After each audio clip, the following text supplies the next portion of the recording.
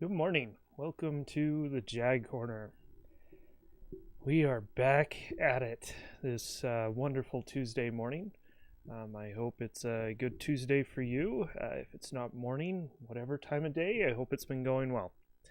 Here at the JagCorner, first off, I'm Will Thorup. If this is your first time here at the JagCorner, we program and play Jag games, mostly. That's what we do. Or program Jag stuff. Sometimes we're not doing games. For example, we are porting the 240p test suite to the Atari Jaguar. This has been an ongoing project for about the last month and a half, I believe, and I'm coming close to my limits on it, meaning what I'm able to do code-wise. In the future, I'll probably figure out a few of the other options. I am, like I mentioned yesterday, we were doing this yesterday, by the way.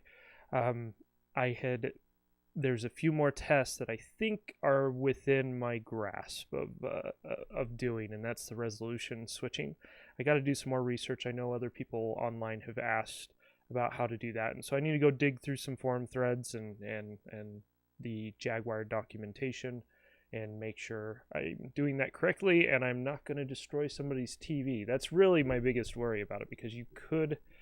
based on a thread I read a few days ago, there is the potential for damaging specific or TV sets that aren't prepared for certain signals, and so I just want to make sure that I'm doing that right. So anyways, before we jump into programming, there is a little bit of news, some exciting stuff to look at. Let's take a look at that really quick. So we'll get to this really quick. Oh, before we get to news, newsletter, sign up for that at jagcorner.com. Lots of details about our upcoming game, Crescent Memories. Also some write-ups on things with the removers library, how to do some things, converting samples for the removers library, and other projects I'm working on, for example, box art for other existing Jaguar titles. In this case right here, we have the cover art and packaging for Reboot's Last Strike, which I need to get to playing that on stream. Maybe we'll do that next week. So this week we've been programming. Next week we will be doing games. And so Tuesday and Wednesday morning, again, I'll be streaming for a couple hours apiece, and we will be playing something. I'm not sure exactly. We'll probably do some homebrew. Or we may do, maybe I'll do this first. There have been a couple more Atari ST ROMs dumped by or ported by CJ, Cyrano Jones. Shout out to him. He does incredible work with that. I was doing some more reading, and apparently, gosh, I hope I'm remembering this correctly. Orion _ that's the handle for this individual. He's done quite a few games for the Jag, actually, homebrew games. Alice's Mom Rescue, Philia. What was the other one? It was another missed one. Or is that the first one? I can't remember. He did 2 Mist-like games for the Jag, which are awesome. We'll have to stream those at some point. I think I could probably do both of them in one stream. Maybe 2 streams. I don't remember the sequel too well. Anyways, Orion _ he was the first one to start figuring out how to port ST games over to the Jag, and CJ kind of carried on with that and did a lot of the heavy work for getting that optimized so these games are running good on the Jag. So this is really cool. In fact, there's somebody that commented on one of my videos a couple weeks ago. Good morning, Matt. It's good to see you. Thanks for joining. And he was saying somebody should work on porting some of the Sega Genesis titles over to the Jag. And here's the thing: it's my guess it's more than likely possible to do that. There's probably some hardware things that you would have to take in consideration, that you would have to adjust, which would mean that would narrow the scope on the games you could probably port. Again, this is all speculation. I don't know for sure. But here's my issue with porting something like Sega Genesis games, for the sake of they look better than the Atari ST counterparts, is there are plenty of Sega Genesis out there. There's tons of them. And a lot of the games that people actually want to play, there's plenty of copies of those out there. Plus, they're re-releasing these games on a lot of other platforms like the Switch and the PlayStation and all that. Whereas a lot of these Atari ST games, and this doesn't apply to all of them. There are some games that are getting re-released and stuff like that. But a lot of these Atari ST games, they were made for the ST, maybe the Amiga, maybe PC, IBM DOS, and then they were forgotten. And some would argue that maybe they deserve to be forgotten, and maybe they do deserve to be forgotten. But I think it's awesome that there's enough of a bridge between the ST and the Jaguar that some of these games can get a new breath of life on a different platform that is niche in and of itself. There's not a lot of them to begin with, but the people that have Jags, a lot of them, not all of them, but a lot of them that have Jags, also had some experience with these Atari ST games or Amiga games. I know a lot of the people with Jags were on Amiga as well, and so and they get to play them sometimes optimized or slightly upgraded, but very conveniently on another platform. Whereas busting out your Amiga and busting out your Atari ST is a lot more work than taking out your Sega Genesis. And so it's not that it wouldn't be cool to have Sega Genesis games ported over to the Jag. I just don't think there's as much value in it because that realm of gaming is very much already taken care of. There's a lot of people looking at it. There's a lot of people playing those games, relatively speaking, relative to the Jag. And so, anyways, but we have two more games, Strider and Operation Thunderbolt. My guess is we may... one second, even if it's just somebody complimenting. Yeah, CJ's done great work on these, and so maybe we'll spend a day and play a couple of those next week as well. So starting to think I should probably stream another day just for games, because there is so much going on with the Jag stuff. So it seems like we get a new game every day. And plus, I was just talking about Orion. He has several games. Like he tweeted yesterday, actually, it was yesterday or the day before, about his game Escape 2042, which I haven't beaten, and I think I've streamed on the channel a couple times, but I think it's a game I would actually want to sit down and beat, actually get through and finish. I believe there's different, there's kind of the platforming puzzling portion of the game, but I believe there's other portions of the game that take on different mechanics. So I would like to spend some more time with Orion's games as well. Anyways, the last bit of news is there is a Linux version of the software for JagGD that allows you to dump your code to RAM and to the game drive and play it back, kind of like a skunk board. So I may be switching over to this. Well, I will be switching over to this for testing purposes at least, to test my ROM on the game drive. I've been thinking about possibly releasing my games digitally because there is a way of locking your ROM to this hardware. So if people take that ROM and try to burn it to cartridge, it won't actually work. And so I may take advantage of this. And regardless, I can use it for testing, for building and testing applications anyways, because it has EEPROM, or is that what it is? EEPROM support. It's just the save EEPROM support, and yeah, and it has a debug console, which I'm interested in taking a look at that and see what kind of feedback I can get through the debug console. I know the skunk board has some options for that too, and I've been meaning to use some of that, and I probably should. I should learn how to use that. Maybe we'll spend one of these programming streams just digging through that and testing out the skunk debug stuff. Anyways, this is really cool source code. I haven't even tried to build it yet. I did download it. This is cool because we've been waiting on Saint to do I think he's been looking for somebody who can support the Linux side of this application, and nobody's volunteered for that, which is interesting because this Cubanismo probably could have volunteered for that and we would have an official Linux port, but instead he decided to just reverse engineer what the USB, I can't remember exactly what he said. He was tracking what the USB was doing, and so while while interfacing with the JagGD on the Windows side, and so he's able to reverse engineer that for the Linux side. So my guess is there's probably some bugs, and it isn't a one-to-one port or whatever that software was, because it was reverse engineered. But anyways, it's really cool to have that. So anyways, I say anyways a lot, don't I? Let's get to some programming. We ended at we got something up on screen. Let's make clear the console first. Let's see where we're at. Clear, make clean, and make virtual Jaguar. Let's see where we're at. Kind of forgot already. Yesterday was a long day. Oh yeah, we got it overlapping, and I believe, oh yeah, we got the offset kind of working. And I think I realized what one section of the code was for this morning when I was thinking about this in bed as I was waking up. Crash. Anyways, we got that. There's a block of code. Let's see if I can find it here. Right here, I think this is what sets our colors for the line.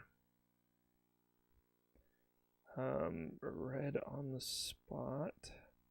And I don't know if I can trust these comments, because I think these comments may be a little bit off. So what we need to do is run an update line. I'm just going to copy and paste that. Title attribute. Red on the spot, green 1 pixel before or after, back to white. And I think we need to update both our,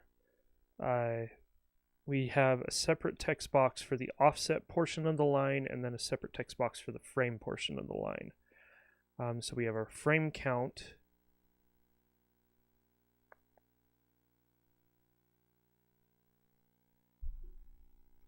And then it was our offset text box. So those are both white. And I think it's by our position. Is that right? We'll find out. It might be P position, if I remember right. Potentially. Let's see here. Green. So this one supposedly is green. Starting to think that this may be off. And then this one is red. Red. And let's throw some brackets on this.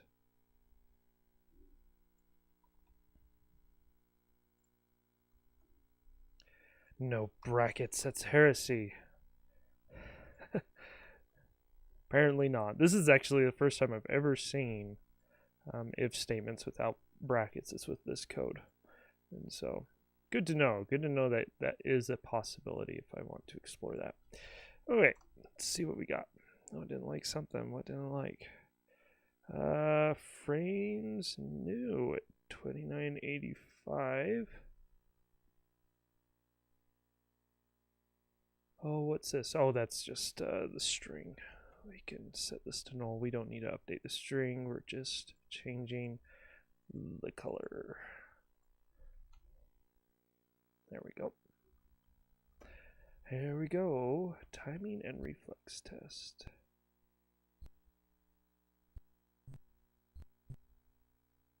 Why is it running it every time? It's strange.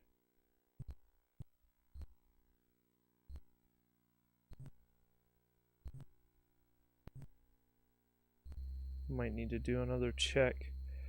I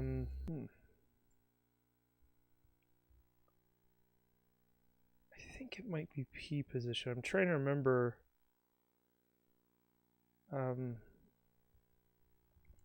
Because we have our position variable here, which I believe is the line position. But there's also P position. Where are you? Right here.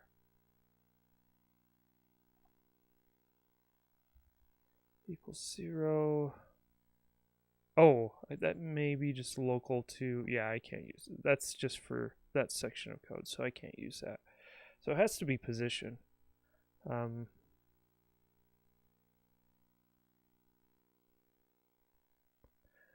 Because right now it isn't, I think I have to do another check on this, I'm pretty sure. Pretty sure. Vary, that's speed. Here, let's take, I need to open up, let me open up the source for the Mega Drive version here really quick.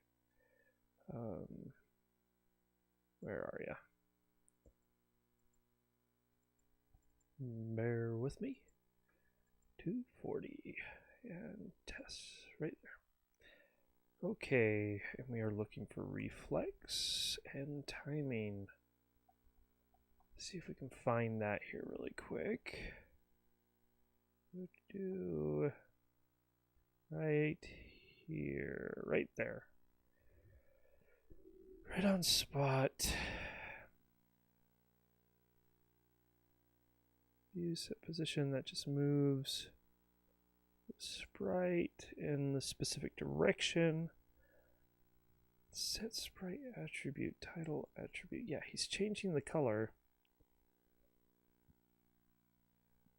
What is this IND?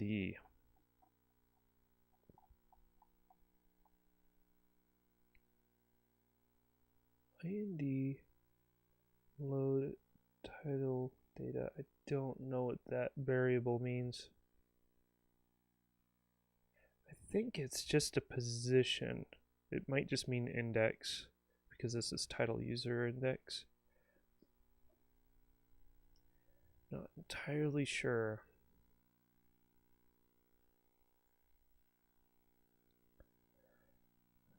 And it's setting it every time it passes it too, which I don't think is what we want to do, what we actually want to do. I feel like it needs to be wrapped in something, but it doesn't. Oh, let's see here, right here.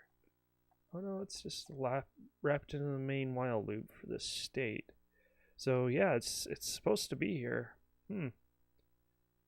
Definitely something different. Well, we may need to jump into the Mega Drive version and see its behavior in real time and figure out another way to do it. Because there is something different. And we have changed things enough with the code that maybe this just doesn't work because it's missing something, or I changed something that doesn't allow it to react as expected.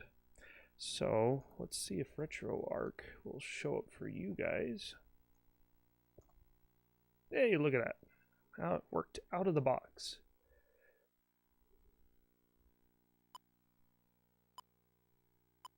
Okay. Oops. I think it's this. Yeah.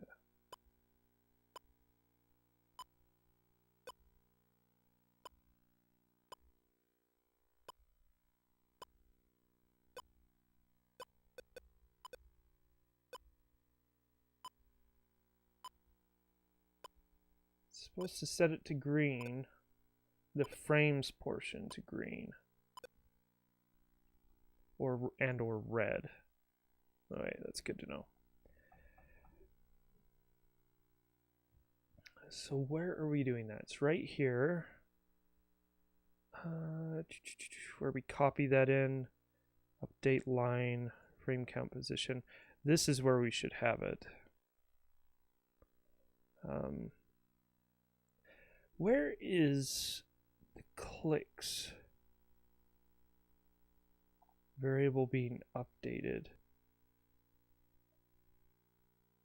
Oh, he's setting the color up here. Interesting. So actually we can use this. PAL 3 and PAL 1. What are those colors in his code? We can check that down here. PAL 1 is red and PAL 3 is green. red. 1 is red, 3 is green. So we can actually bring this in, back in. We can set 3 is green and PAL1 is red. And I think I took that variable out, if I remember correctly. Yeah, it's right here. PAL0. We're going to set this actually to PAL. I think it's PAL2 in his code, but we're just going to set it to white. And then what we can do,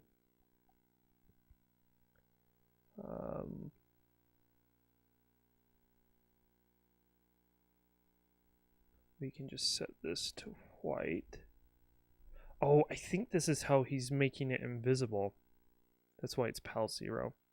So we may need to change this, but we can just put PAL here now. And that should update the color appropriately. I still don't know why he was doing this. Doesn't make sense to me. Okay, let's see what that looks like. Oh, I need to comment out before we do that. I have to comment out this because I still don't know exactly what's going on with that one.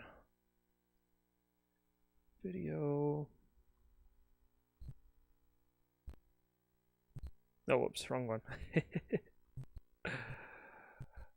Okay, so that is working almost as expected. I need to switch around. This needs to be just white, and this needs to be PAL right here. Like that. Wrong one. We got it, though. We got it. Don't know why that first one isn't showing up.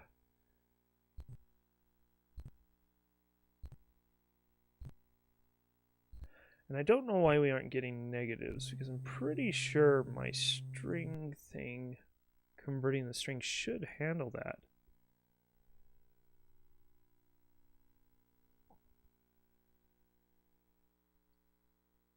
Does it? How can I test that?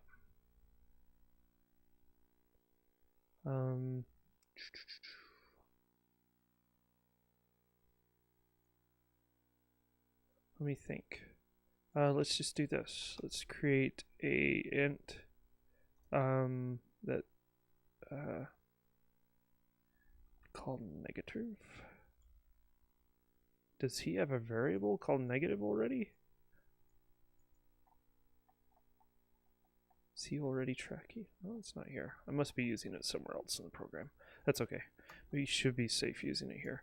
-2. And then I use this. I'm just going to comment this out really quick. And do this one. Negative. Okay, so we should get at least a minus when it copies over 1 here. And a minus and a number, minus sign, a dash for the frames. It's not copying over anything now. It doesn't like that negative, so this must not handle. I swear I've seen this handle negative numbers before.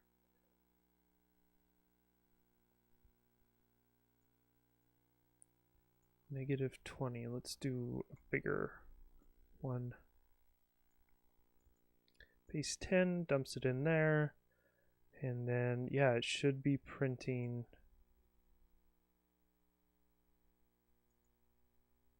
It should always be printing -20. That's what it should be doing.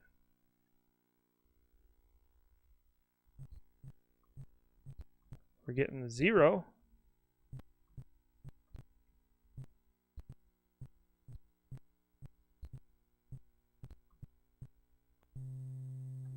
Huh. That's strange. What am I missing here? If it's -20, it should be printing at least 20.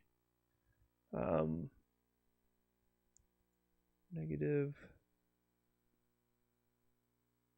Yeah, maybe my into string thing doesn't support negative, and so we'll have to hard code that in here.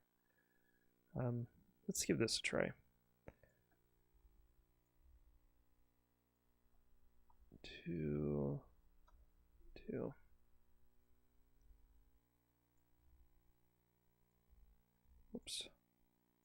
we're just going to have it print all three. Well, it may not be big enough to tell you the truth, but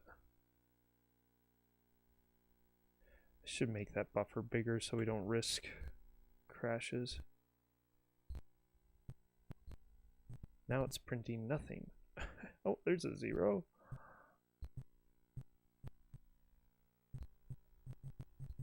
Huh. Strange. Strange. Let me increase this buffer. Let's just double it just so we're safe. Yeah. Just wondering if we're hitting a null terminator or something.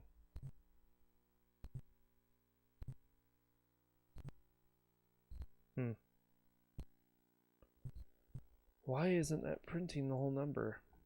What happens if we make it positive? Maybe that's the problem. It just doesn't like that negative number. There it is. Why is it missing it on those first two? I feel like I have a an issue with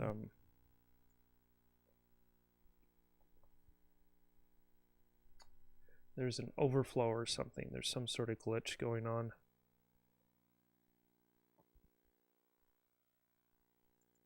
Make this bigger too, just in case.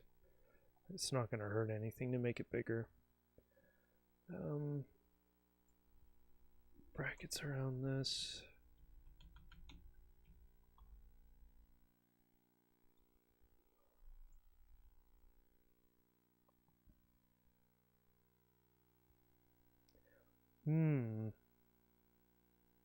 Yeah, I'm going to have to figure out how to handle the negative. I am still concerned about it not hitting that each time.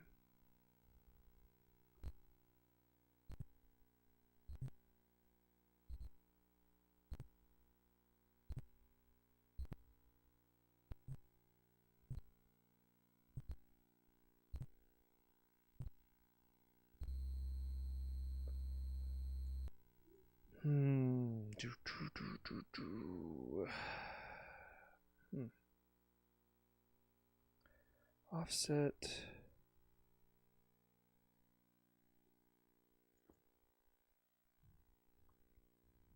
And then we advance the position. What?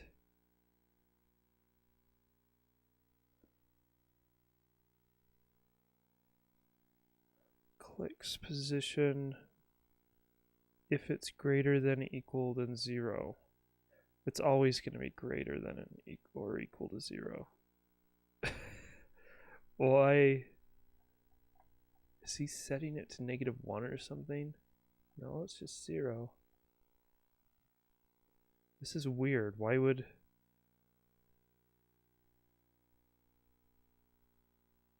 Why not do less than 9? This is bizarre.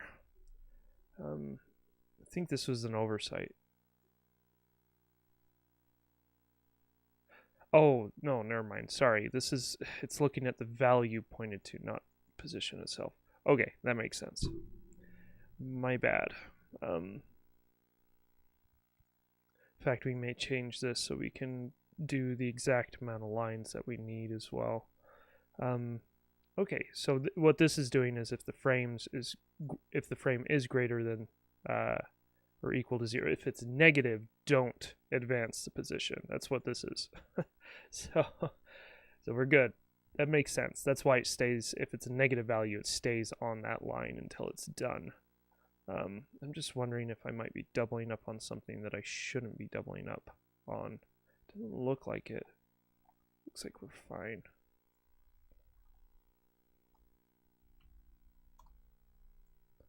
Draw because we go through this and then it resets itself. So yeah, I think we're fine there.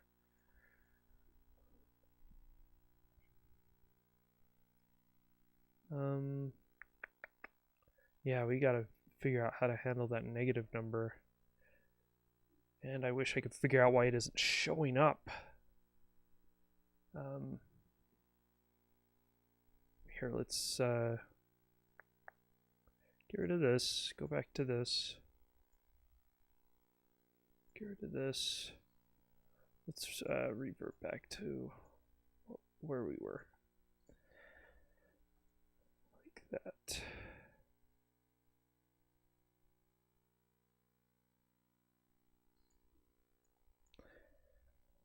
So we can't handle the negative right now.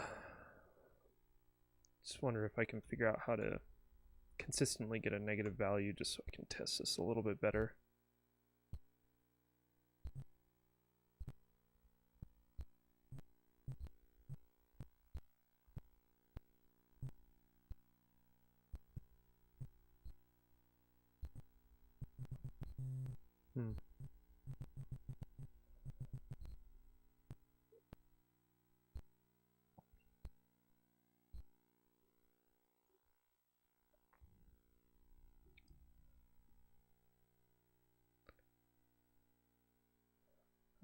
What we can do, let's give this a try. Int negative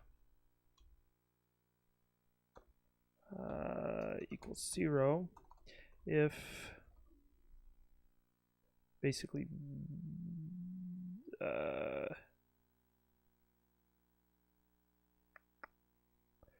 yeah, we're just going to do a check on clicks position. Clicks position is less than 0, then we set negative to 1. It's just a flag.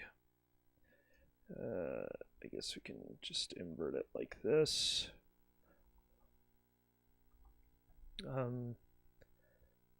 Invert it. No, I want to see it. Equals 1. There we go. So if we have negative, we need to change. Oh, this is what we can do. Oh, is there a way I can automate this? Oh yeah, negative's 1, and then what we do is plus negative right here. Oh, excuse me. My nose wants to sneeze. We just add this to all these values here. Our spacing isn't going to be correct right now, and that's fine. We'll fix that later. I'm not too worried about that. That's going to be an obvious fix. And then we just, if it is 1, we just put in a negative sign at position 0, because the negative will always be in the first position. And it's just that right there. Frames. Like that. Let's give that a try. See if we can get it to execute. Oh yeah, see, we got a negative. It is working. I don't know why. Let's see here. If it's only like a negative, it's probably this case right here is my guess. Oh, duh, that's why it's only putting in negative. Oh, no, this should be working. Oh, I wonder if the negative is there, but it's not actually printing it. So if we do this, no, that's not going to work though. We're already printing the second position. Oh, this needs to be just 0, like that. There we go. That should help. Let's see here. 1. Yeah. See what that looks like. It should be getting us closer. Or not.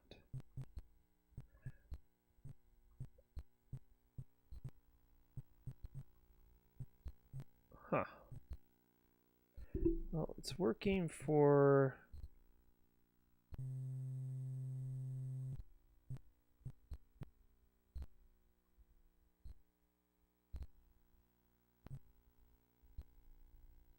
Oh, yeah. Yeah. I need to clear things up here so I can test this a little bit better, but don't know why it isn't showing it on the first one. That's bizarre to me. It's almost like there isn't a value actually being added to the first position. Joypad A. Draw offset, yeah. Change equals, what's this change? It's greater than 0. This is just setting the voice, which is expected.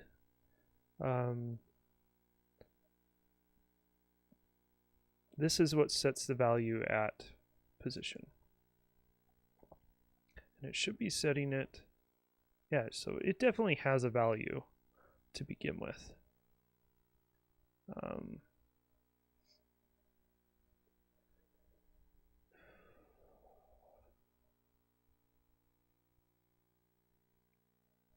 Draw offset. Jumps down here, draws the offset. Why doesn't it hit that first one? There's something I don't have set up right here.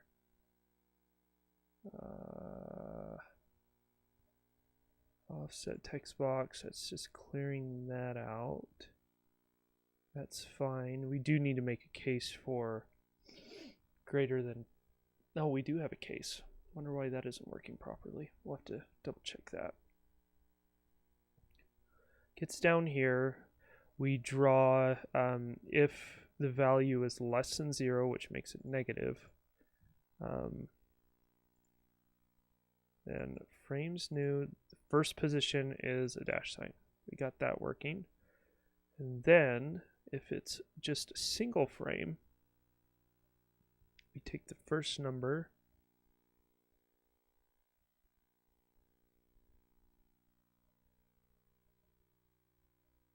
Well, I don't think we're hitting this one very often, so we may need to debug that later. But this one, this is part of our problem right now. It's not drawing this at all. If it's greater than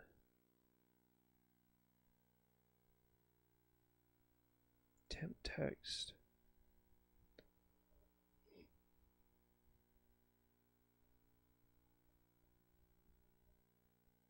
it's almost... Is it not doing any of the larger numbers? That's what I need to check. So, like, way out here. Oh, it's doing the bigger numbers at least. Huh, didn't change that. Didn't update that one. So it is doing the larger numbers without a problem.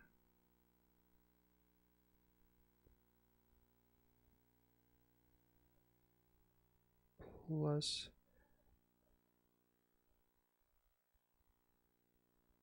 do I need to wrap these in parentheses? No, I don't think that would do anything for us, because it seems to be working sometimes. Temp text, if it's greater than 1 and less than 10, yeah, that's fine. Goes in. Huh.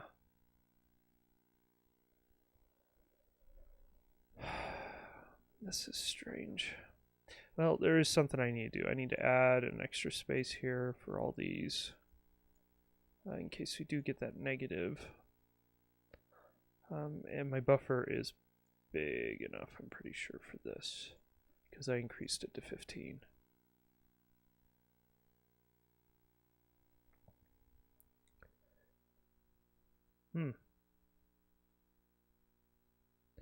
Offset text box, position, sprite. Yeah, that's fine.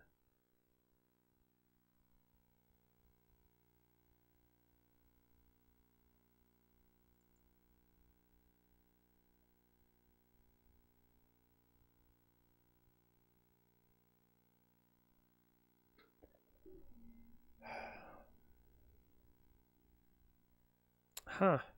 Yeah, I am not sure why this isn't working more consistently.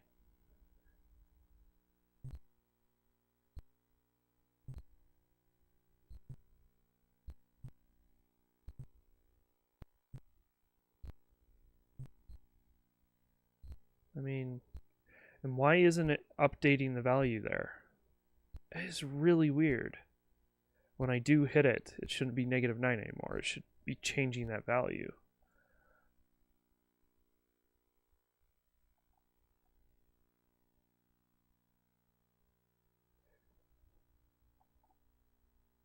This is another disadvantage of not writing your own code. I hate copying and pasting other people's code.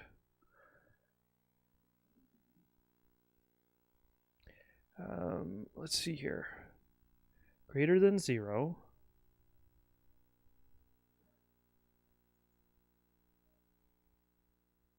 If change... Where is this change variable being set? Right here.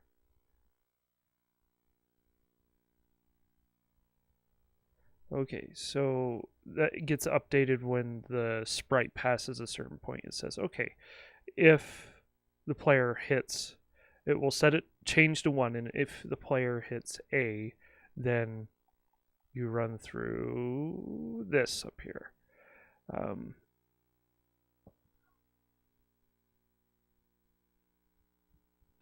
Position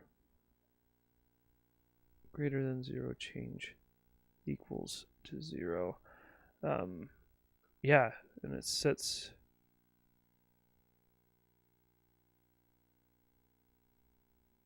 No, it's always going to hit this at least once. So it jumps back in here. We set the palette to white equal to green. Is there another check? No, there isn't. Sets it to green, and then it should just be rebuilding the whole thing. And it's not. When it has a negative number, it's not doing it for some reason. Because this time it's going to be 0. Let's see here. Less than 0. Yeah, that's correct. So if it's equal to 0, it will negative will stay 0 here. And for example, if it's this, be 0 plus 0, which gives us position 0, and sets the number according to the first number in temp text. Strange.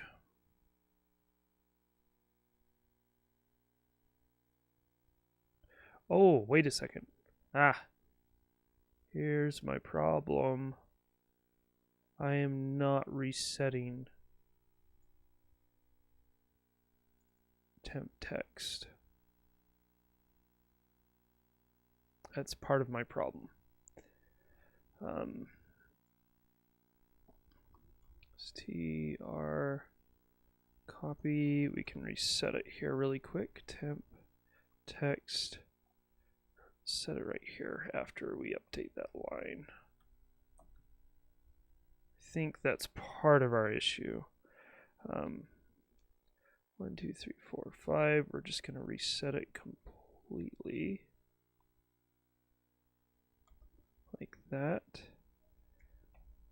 Let's see what that does. So we're using this temporary text buffer for both the offset number and for our frame number. And when we run this ITO string, when we're turning this p position integer into a string, we're using ITO string to do that. It copies it into temp text, and then we use it to build our offset text for that line, the number right before the colon. What we need to do is actually reset that buffer before we put in a new variable, text version of a variable in there. I think that might help. We'll see. There we go.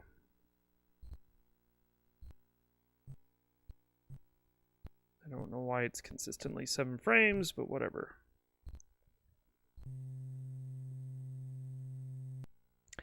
What's weird is it hits...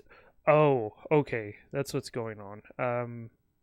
It's less than 0 because my ITO string function doesn't actually write anything if the value is 0.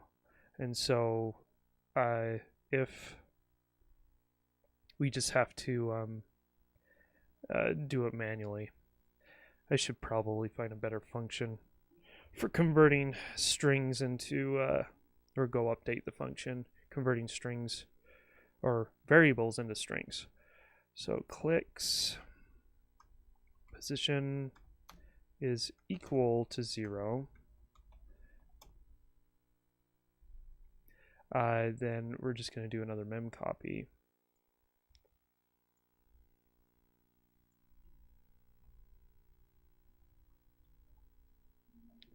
That just puts a single 0 in there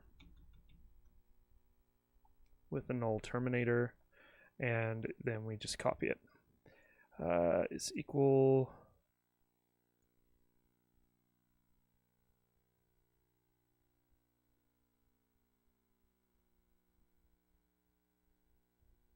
oh, wait a second. Let's see here. He's only checking for 1. How is he doing? How is that showing up? Okay, let's go take a look at RetroArch. At the actual finished one. Video. Yeah, it writes 0 frames. That's what I thought. That's if you hit it right on the dot. Or I think within a frame or something. Yeah. Okay. So yeah, we're gonna write 0. In fact, we're not even gonna do that. We're just gonna do. Oh wait. Let's just do it the way this is doing it. It's easier to understand.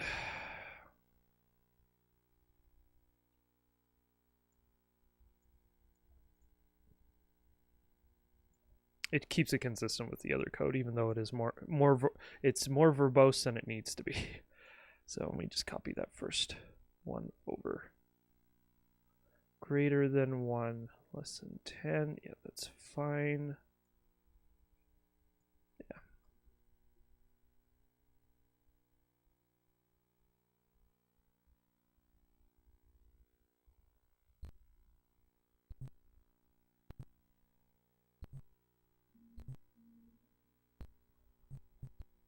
Our negatives still aren't working as they should. For some reason, I probably just have a value off somewhere. But I think that's working fairly well now.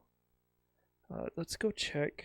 So right here is where our issue is. I'm just wondering if it is writing some value for the negative. I don't think it is. Pretty sure it's not. Oh, that's one thing I gotta change. 0 frames. There we go.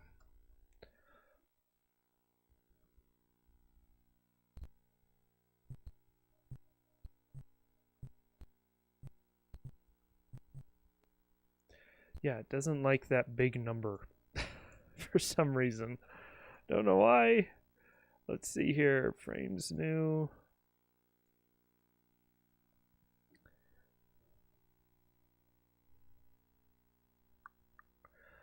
Something we could do is just ABS, so get the absolute value, so it's always a positive value when we turn it into a string.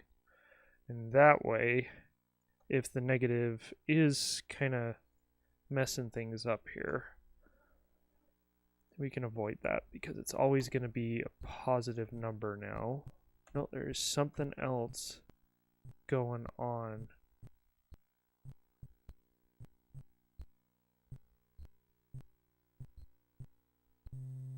Huh.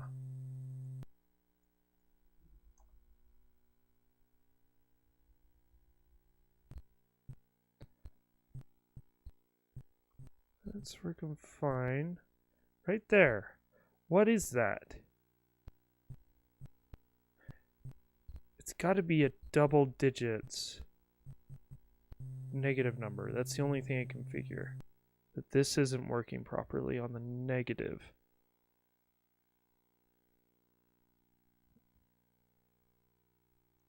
Oh, duh. That's another thing I got to keep in mind.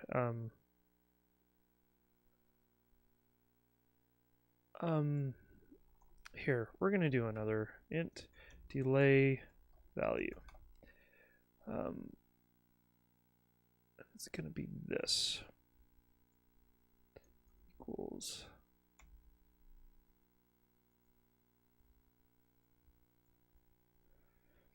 and then what we're going to do, let's see, is there a less? There's no less than. I think that's part of our issue. That's fine. We're going to change these. I feel like I'm creating a patchwork quilt.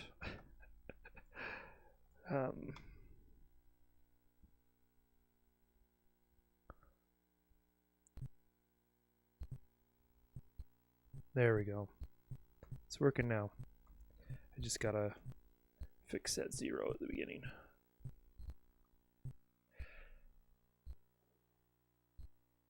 Wait, it should be writing the negative.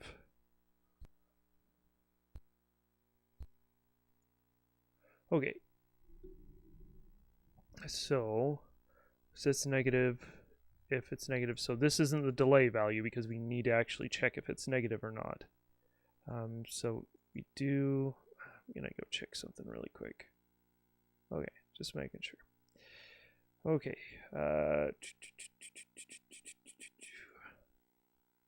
right here, so if it's less than 0, makes it negative, and then the first position in this string buffer is going to be negative. It's going to be a negative symbol, a minus sign. And then it comes down here, checks the delay value if it's greater than 10. And that's just click position, but we've just made sure it's actually positive. And we offset it. So y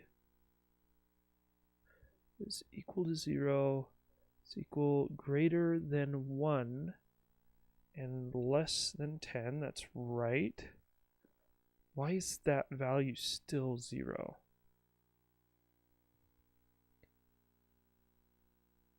This isn't setting to negative for some reason.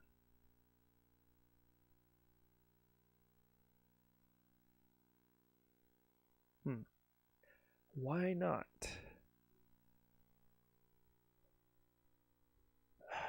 Frames new, negative.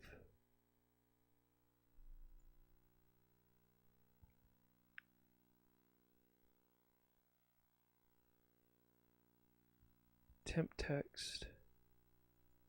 Okay, where are we clearing this out? Clearing it out there. Gets down to, oh.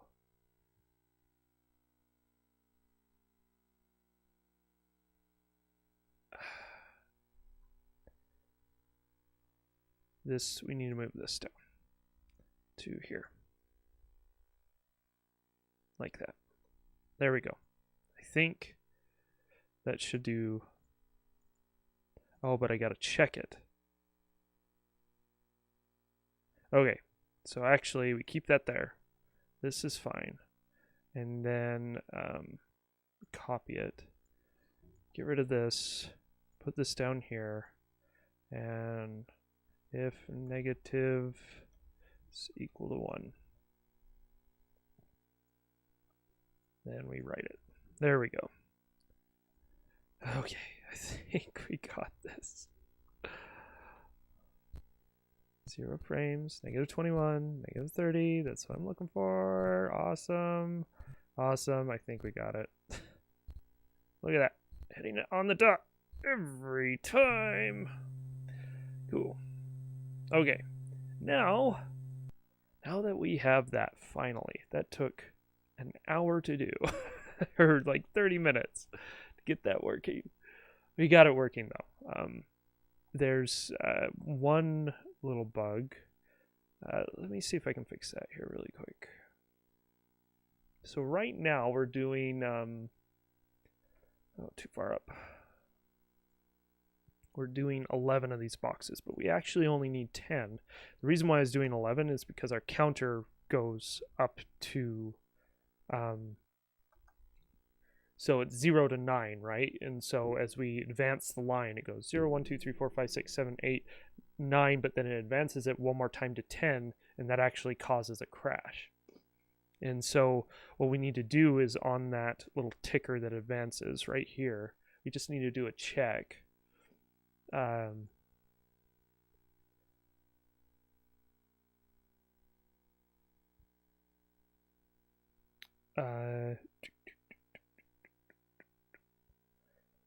Let's see here. We advance this. We don't want this to go over 10. So really what I want to do is, as long as this is less than 9, advance it.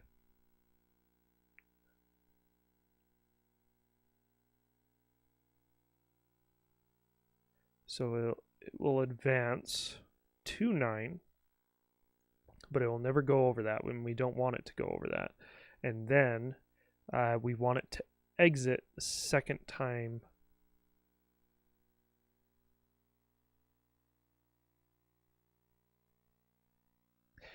Do we want them to see that last one? That's the question. Because right now what's going to happen is I'm going to set this to 9 and then it'll just exit. That means we won't see the last line, but I don't think that's a big deal.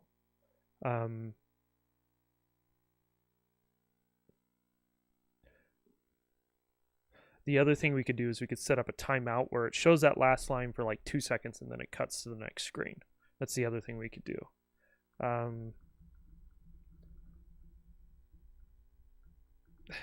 I think we're just going to let it exit because you do that last click, right, for the 10th line, and you're not going to want to sit there and watch the test anymore. You're going to want to see the results screen.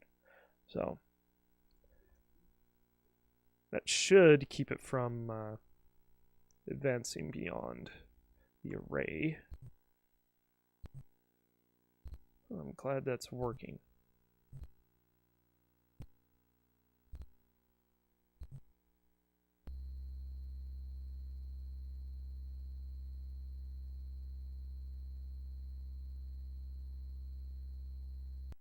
I feel like, so it's not supposed to advance. Oh yeah, it's working. Is it? No. When the advance is that, or when the negative is that high, it's not supposed to be advancing to the next line.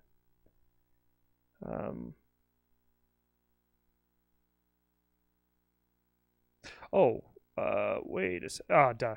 I already messed up on this again. That does need to be greater. We just need to do a check here. If equals, that's equals, and then we need to do a check here. If position is less than 9. And we advance it. There we go.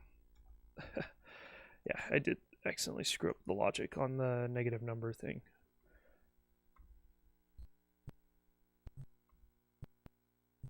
There we go. When it gets a negative number, it shouldn't be advancing it until we get a positive number or 0, essentially. 0, anything greater than 0 or anything greater than 0. Okay. Got that. Let's get our menu drawn in. There's that little menu thing that shows up in the top right corner. Don't need this. Let's uncomment it all. So we need a text box for audio.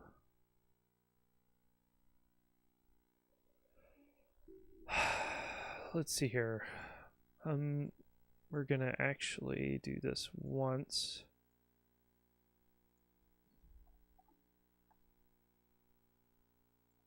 Draw. See down. Yeah, we're gonna create it up here once.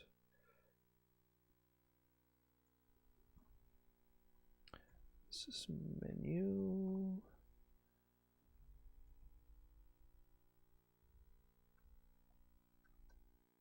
Shift tab, thank you. And then this is instructions. And this is results. Okay. Audio on.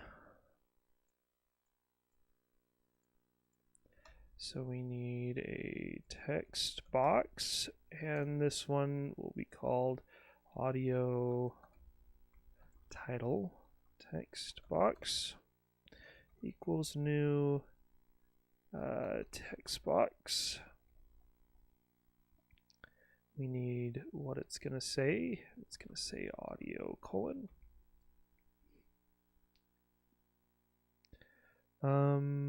Then the width of the box, we'll just do 96, and it's a single line. Font, no padding. And then passing in our settings or our display, and then our position. So where is it? Let's go look at RetroArch again.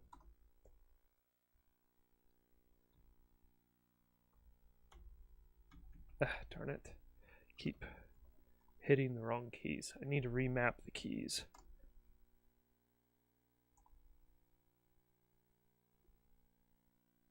Almost did it again. There we go. Okay, so it's right up at the top and about at 170. So this is 160, right? So it's about 172. So 172 on our X, 172, and we'll put it at 12 on the Y. Then layer 13, and we'll give it a shadow. Like that. Okay, there's that one.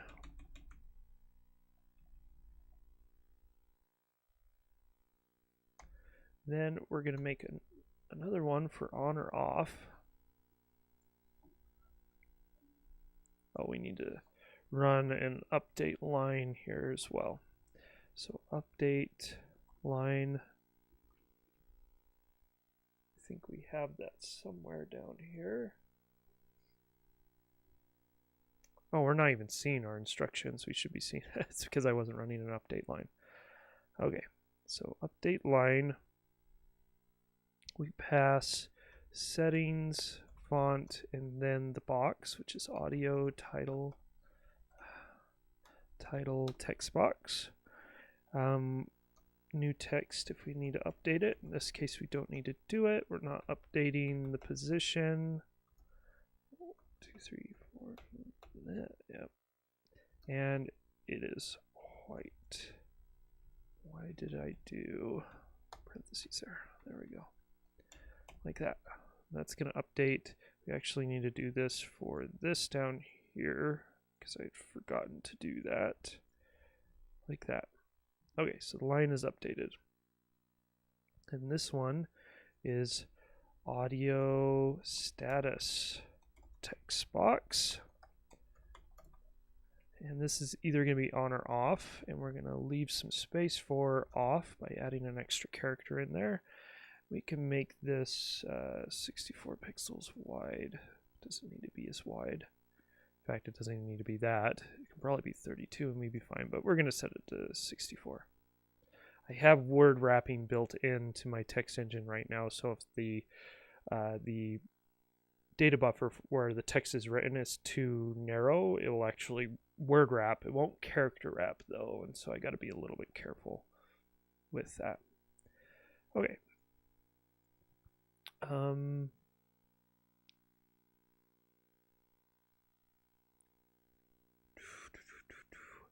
What we're going to do is run our if-else statement down here. We're going to keep his thing.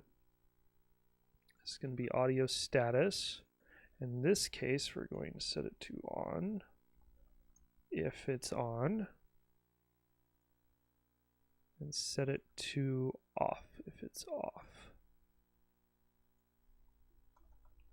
Off, like that. Just like that. I don't know how he can stand not using brackets. Sorry, I know indents are supposed to kind of communicate that, but it just looks weird to me. Okay, so next one is timing.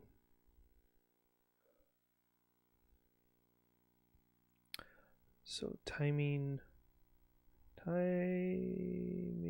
title text box. And this is this text. I'm going to set this back to 96 on the width, which may be too little. We'll find out. Oh, we need to change. Let's make this 1 or 220. 220.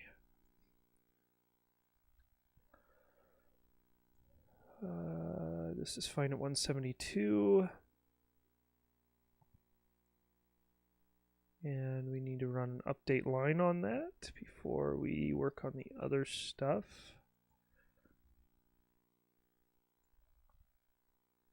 Timing, and then this is null. Okay, that one's taken care of. We'll add a line break there. Okay. And then let's see here. We need to add another text box for the status. Title, timing, status.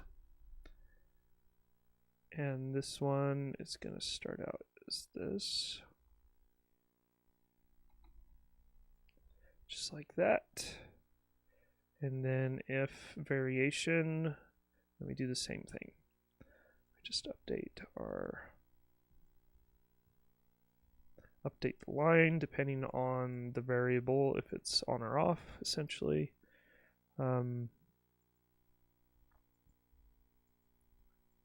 This one is random. Well, this one is, what was it? Rhythmic? I think that's what it was. I'm not spelling it right though. RHY. Rhythmic. There we go. There we go. That's correct. Okay, and we don't need this.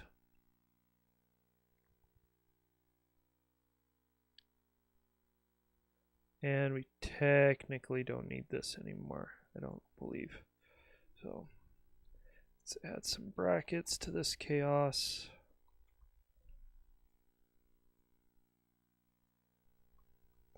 Like that, and then we'll be running this text, almost all of it again. I'm just going to copy the whole thing down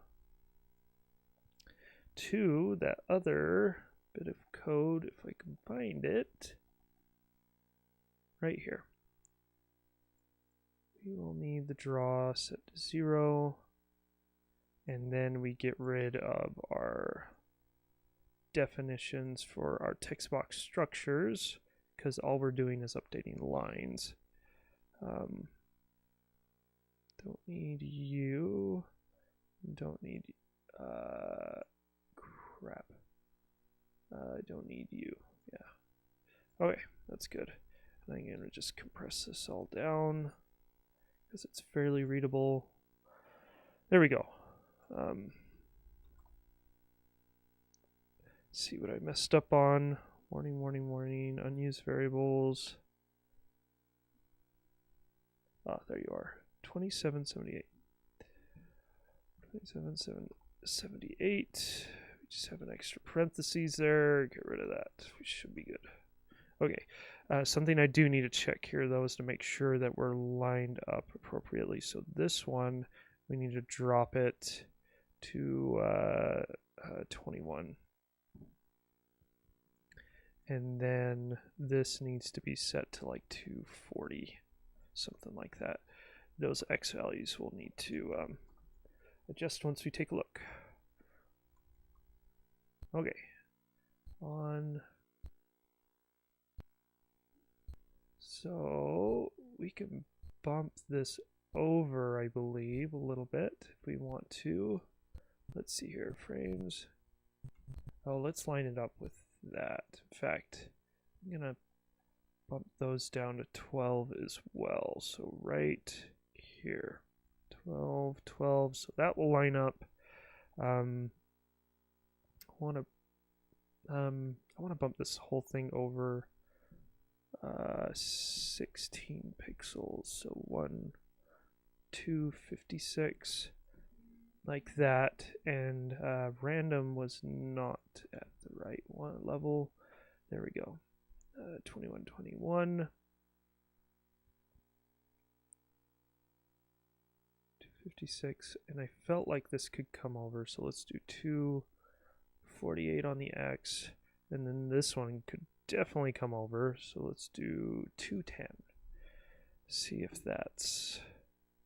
Oh, and I wanted to bump this over like 4 pixels so it lines up with the title below it. It's gonna be close, it won't be exact. Oh, whoops. Did I go the wrong direction? No, in the right direction. Oh, we bumped it over 16 pixels.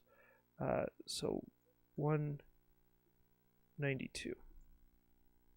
And then this is like 220, something like that.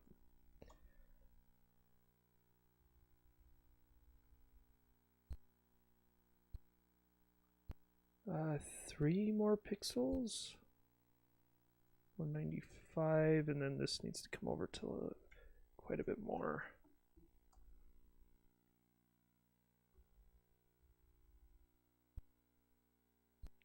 Let's bump it over. We'll bump this back to 194, and then this to 232 or something like that. And then this can be 232 as well.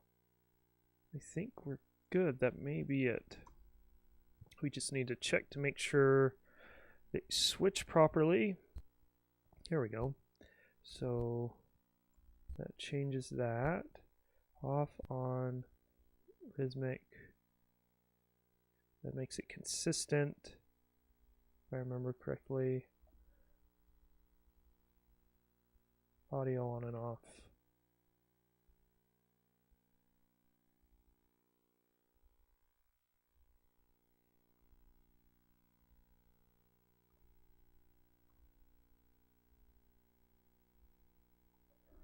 Cool.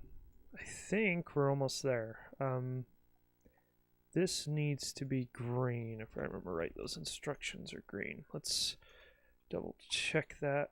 RetroArch. Video timing. Yeah, those are green down there at the bottom. I should probably actually read them in our program, make sure it all looks good. Video timing. He has his kerning turned up way higher than mine. I need to bump it down like 20 pixels. Yeah, I can... You know what I could do? I could just let it word wrap. So if I do 256 on this, get rid of my line breaks, I can test out my text engine to make sure it's working. It should be fine. Random, toggles random, rhythmic, period. This needed to come down quite a bit more. Where are you?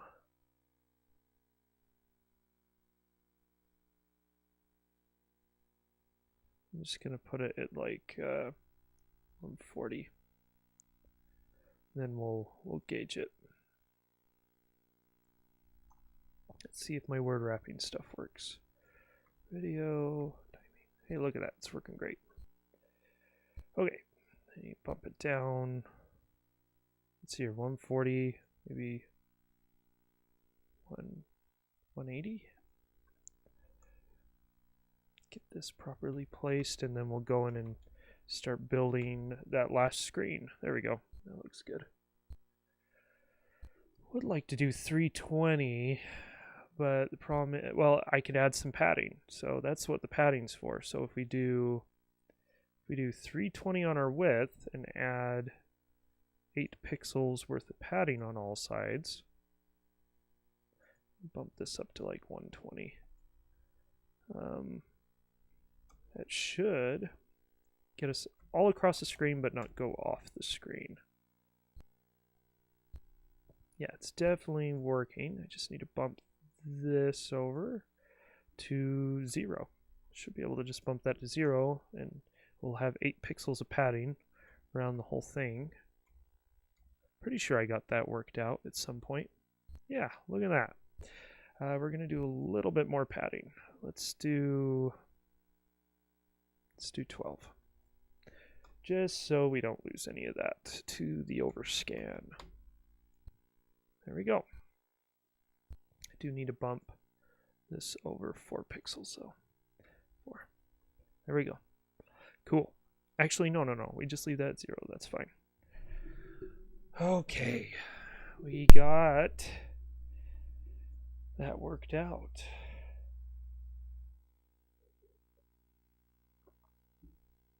I think we're done with the screen for now.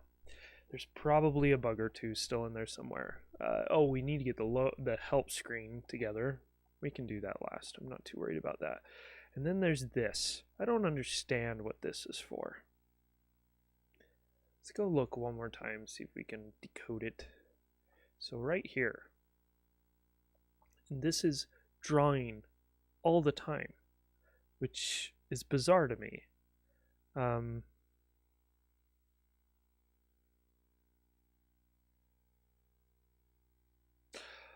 Oh, it's setting the sprite. I think the sprite that's moving. Let's go check that in the original. So, lag test. Doesn't seem to be changing the sprite though.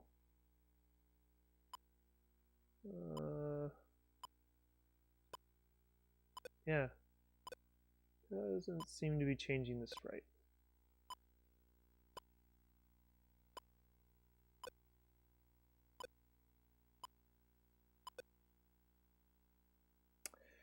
Oh, something we do need. It's going to be cutting out early. Yeah. Just realized we do need to adjust this. Not there. Not there. Right here. It needs to be on line 9.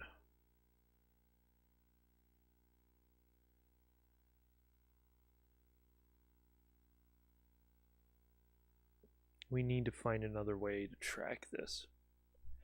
That's our problem.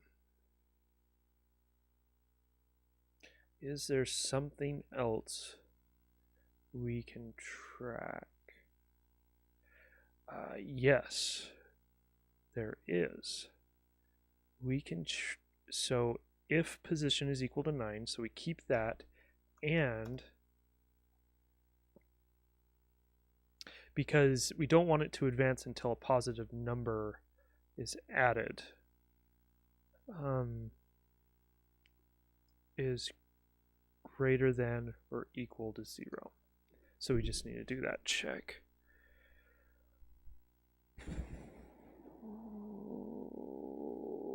Yes. That way ours won't advance until it gets a valid value for that last test. Then it will move on. Yeah, that should work. Okay. Yeah, I don't understand what this is for. I'm just gonna get rid of it. I don't see it actually doing anything. in the program. So we'll find out. Maybe it's absolutely essential and the whole Jenga tower will fall without it. We'll find out. Okay, so the next one, I don't know why he's wrapping this in an if position is greater than 9, because we're breaking out of this while loop and going into another while loop. So we don't really need this up here. Because if you exit the test, it's just going to exit the test. Oh, that's why. We don't want this to hit. That's why he does it. So we just need to... So if they exit the test early, it needs to skip over this. That's why he has this here. So we're just going to do if position is equal to 9. And that way we'll move on. We just have to do the same check, actually, as we just added up here.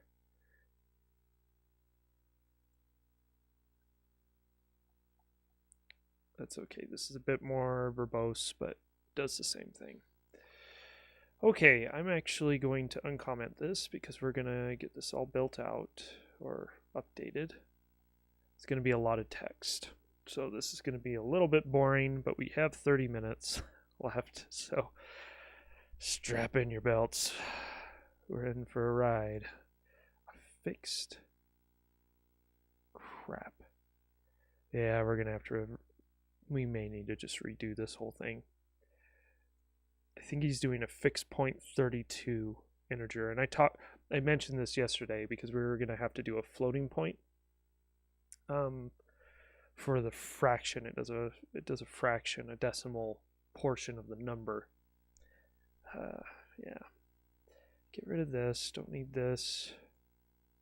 This is just turning off all the voices, which we do need. I'm actually going to do that out here. Clear voice. Our sound currently isn't working. We'll have to go in there and figure out how to fix that later. So we can get rid of this. Don't need this. Don't need any of this. Don't need this. And we're just going to do this on a black screen.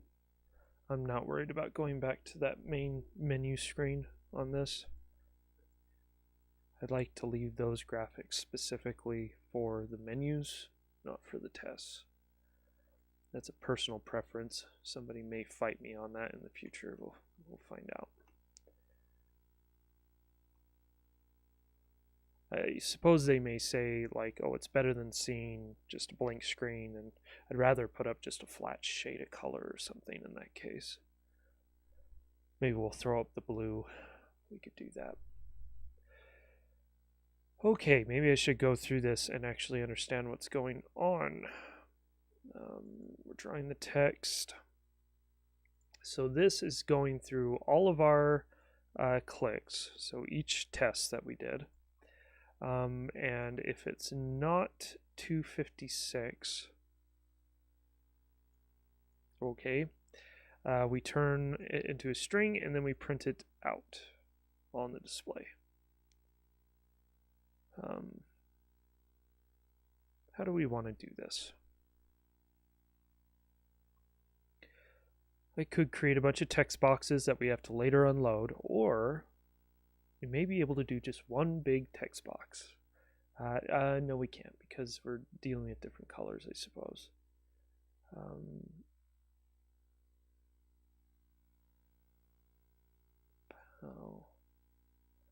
This is how equals 0. We're just gonna make this white, and then this was green if I remember, and this was red if I remember correctly. So that's fine. Got that. And this will be updating each line. So what we could do is, well, let's go take a look at the original. I'm just deciding if I should just make a new set of assets here for this or not. Whoops. There we go. Test patterns, not that one. Video tests. timing and reflex. So we go in, get some values, negative, see if we can get it close, get it one green, come on. There we go. Like that. Okay. 0, 27. So we have all these lines, right? This isn't going to line up with you guys, but so 7-1, do we create a text box for each one of those? We might as well, I guess. How many lines is that? That's how many text boxes? 1, 2, 3, 4, 5, 6, 7, 8, 9, 10, 11. Oh, that's gonna trip things up here a little bit because I don't think I can draw a color. Can I? Let me think. I don't think I can. Go take a look at my update line here really quick. I know this is probably covered up. Update line.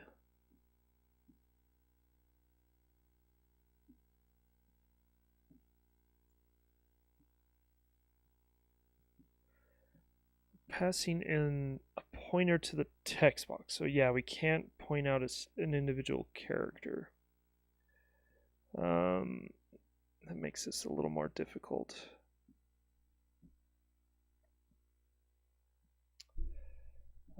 What I could do is I could manually paint that sprite green. We could hard code that in. That wouldn't be too difficult, I don't think.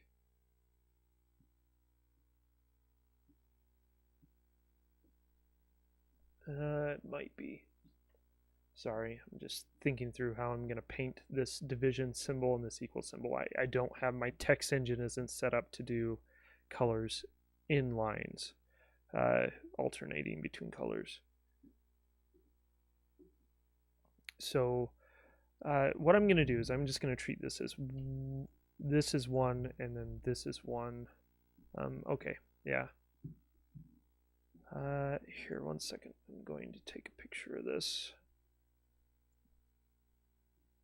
really quick, just so I have it as a reference. Yeah, I'll have that as a reference. So I need 1, 2, 3, 4, 5, 6, 7, 8, 9, 10. So we'll do our 10 test results.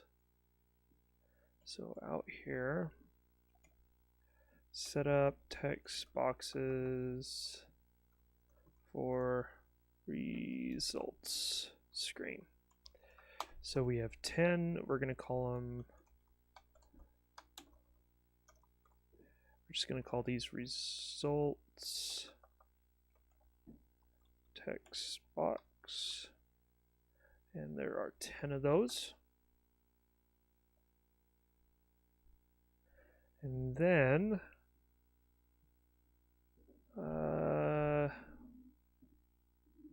we can give unique names to everything else. So we're going to go text box plus sign text box. I want to make sure I capitalize that. That text box. Milliseconds value text box, then text box milliseconds title text box. Like that, and then we need our line.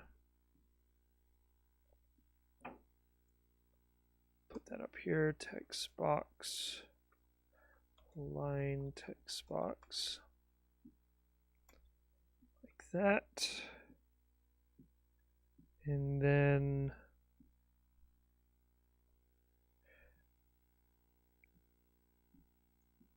we're going to do a text box. Ah, crap, I accidentally got rid of it. Text box. This is frame results text box. Okay. The plus sign, I'm going to kind of break this up a little bit.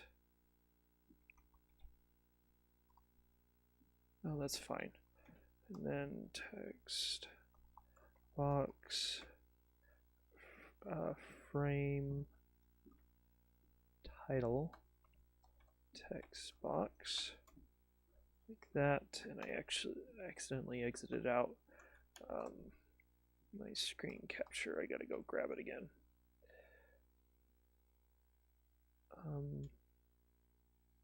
Down, there we go.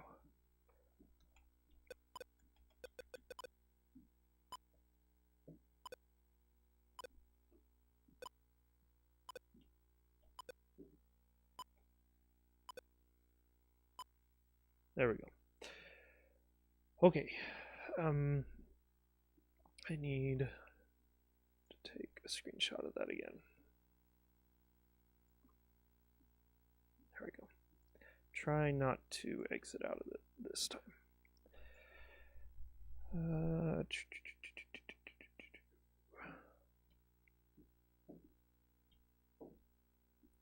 Milliseconds titles, frame title. Okay, got all that, and then we just need our. These are your reflexes, not a lag test. A frame is. So we just need one more text box called results description text box. Okay, got all that.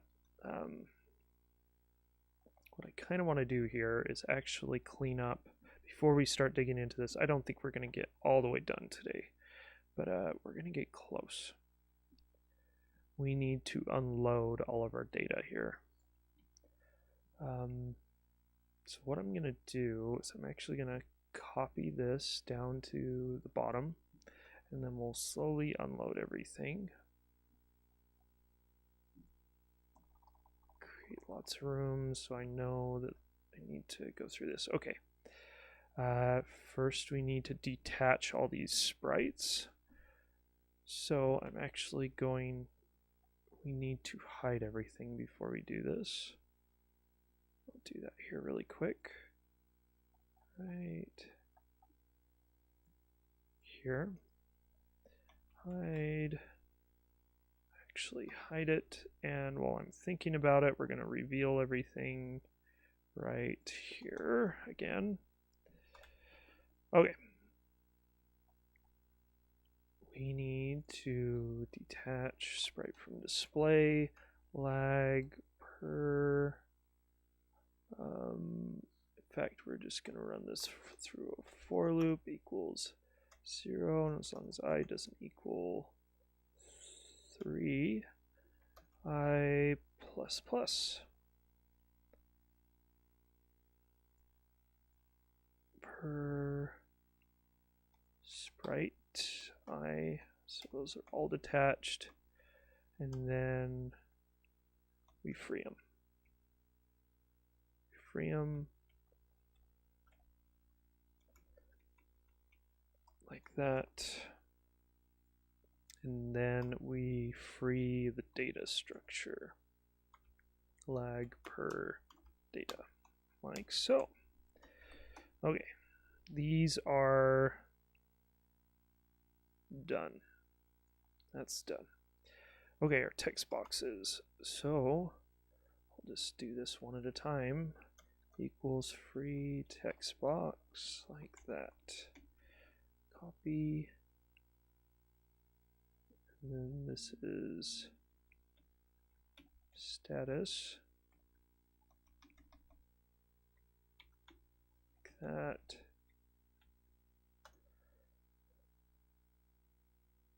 status. Those are done. Then we have 2 more to do here.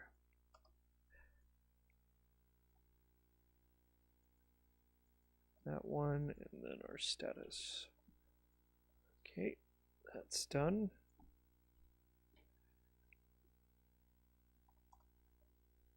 Then we have our instructions box that we need to unload. That's done. And then we need to run through a for loop on both of these. So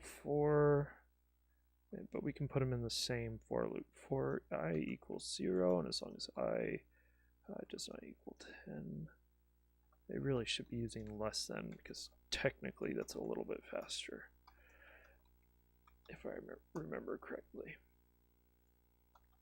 Less than 3. Yeah, we just run this twice for those 2 sets of pointers. For this one and this one.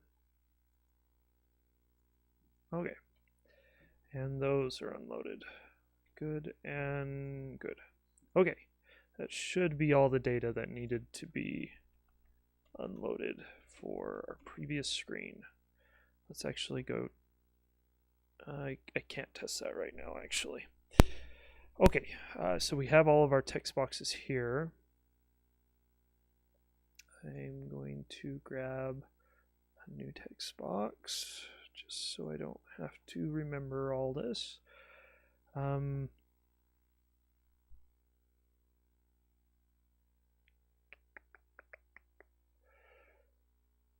Okay, we have all of those. We're going to initialize them down here. Pal white into string. We're going into all of them. Character, I really should write a into string function like this. So what was it? Text temp, or temp text. There we go. 6 equals 1 2 3 4 5. Null, like that. ITO string, and what was it? Destination. So temp text, and then the integer, which is clicks C, and it's base 10, like that. Okay. This is all good here. This is good. And then we need to update our line. Are we going to initialize here as well? I think we can. So what we'll do is this is results text box C equals new text box, and then we can just pass in our temp text like that. And this is really small, so I think we can do 16 pixels on these by 9. That's fine.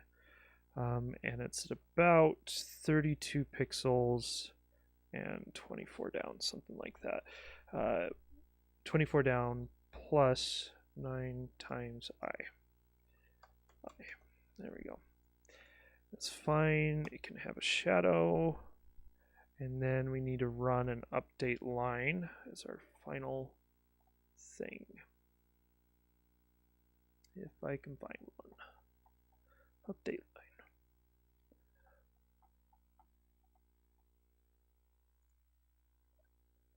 To make sure that that actually updates, shows up on the screen. Null. And this update line actually checks to make sure that it's attached as well, if I remember correctly. And then this is palette. Okay, that should be it. In fact, what I'm going to do, I'm going to uncomment this, and we're going to go through it.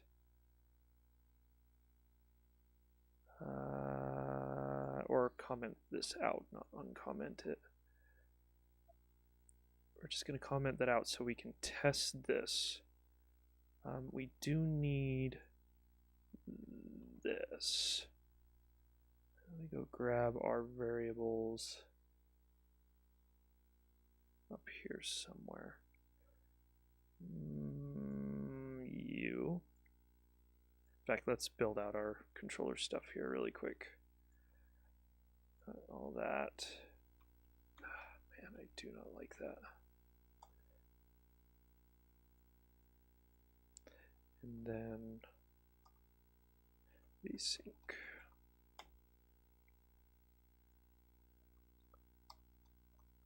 And we do need our controller code here. Find it up here. Just going to, yeah, let's do this. Copy, paste, tab it over, and then our exit code. What is he doing? Is he doing everything? Start or B button? I guess we can add that. If it's option,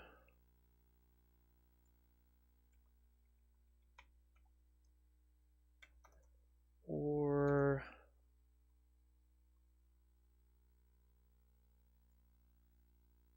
it's the B button, like that, then we can exit. Okay, think that's good. Let's run a make command, see what we have wrong. Warning, a lot of unused variables, that's fine, because we're not mallocing anything yet. Error, text box. Oh, we have all of our variables up here.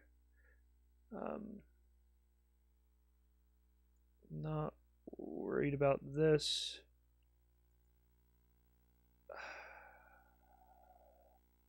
We can just make these integers, I believe. Int.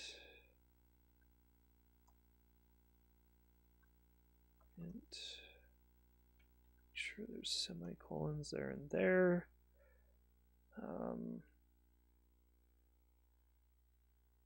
Yeah.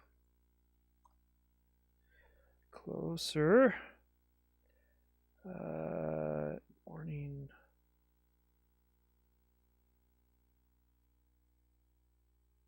Really? Oh. These need to be I,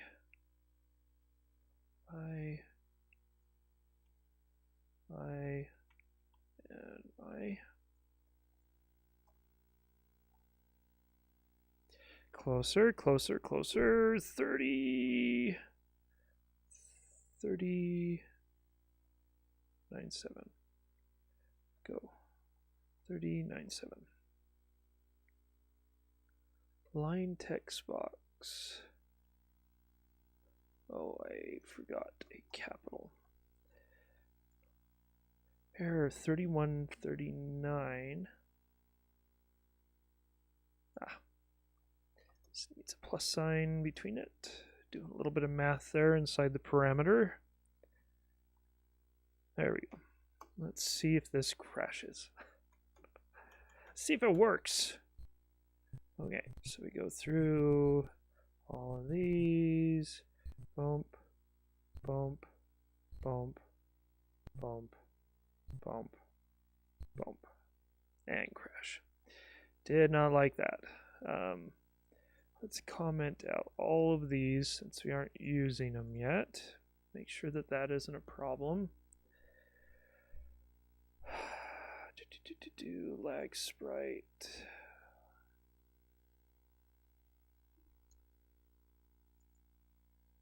Lag per data. Yeah, that's fine. We're doing that at the end. 0, 1, 2. Those are all being detached and removed. That's fine. They've all been attached at some point, so that isn't a problem.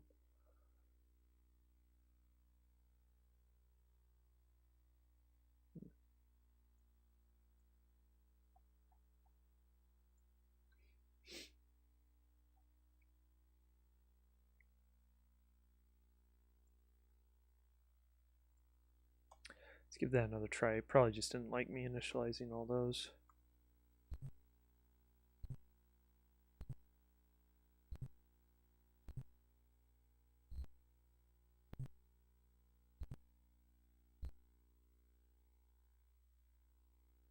Pretty sure it crashed. When the frames per second stops ticking, it's a good sign that it crashed. Yeah, crashed hard. So my guess is it's something up here. I just missed.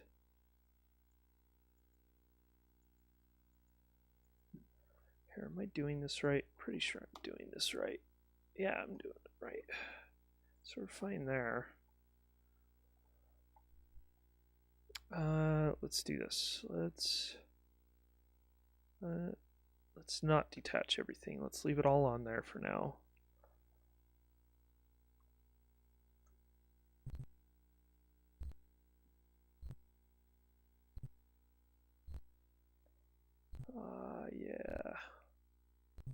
Yeah. Okay. So yeah, it's something in here that it doesn't like. So let's just bring them in one at a time, see where it's crashing.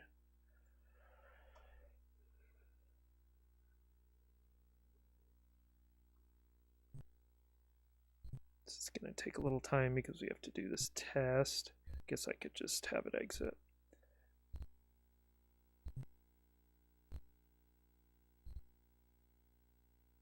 Okay. Did that just fine. It's not letting me exit for some reason. Should be dropping down to the main menu. Yeah, that's weird.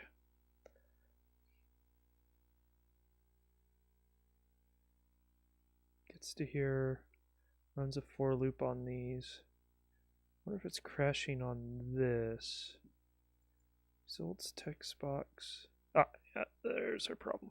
I forgot to swap out the structure we were passing to the update line function. That was probably our issue.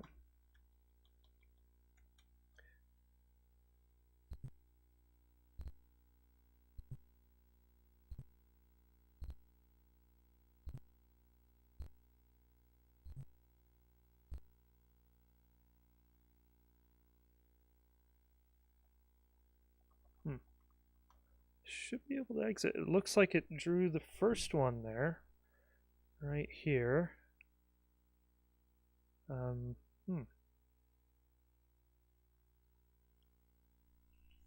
Still doesn't like something right there. It looks like it's not getting to the rest of them. Okay, let's bring this back in. Make sure that this all works. No reason why all that shouldn't work. Pretty simple unloading. I made that as simple as possible.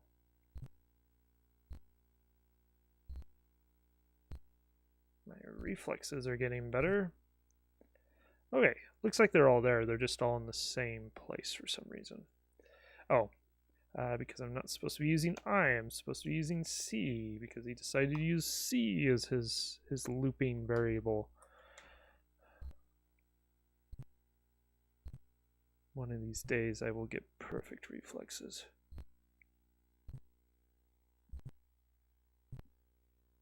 Not at this rate. There we go. Okay, there's our list. Let's bump it over another 32 pixels and drop it down 20. So 64, and let's do 48 there. Okay, that is fine. We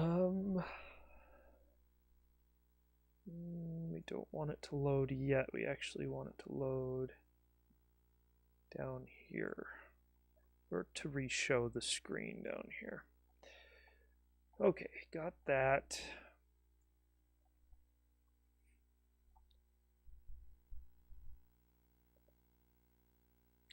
Plus sign's loaded. I almost want to do, or plus sign isn't loaded yet, but I kind of want to do this in order. So we'll load our plus sign now. And I believe he had that like on the middle value somewhere. So new text box. So we'll do it at,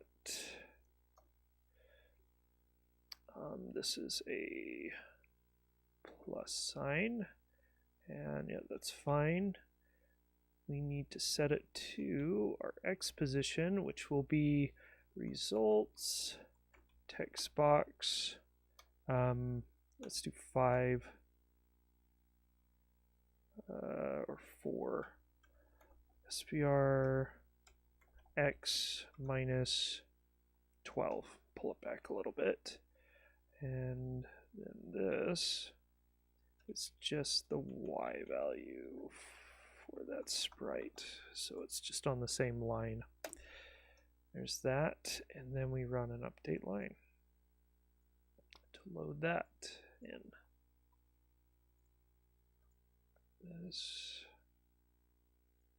This is green. I'm not going to check it. You can do a lot of this without checking them.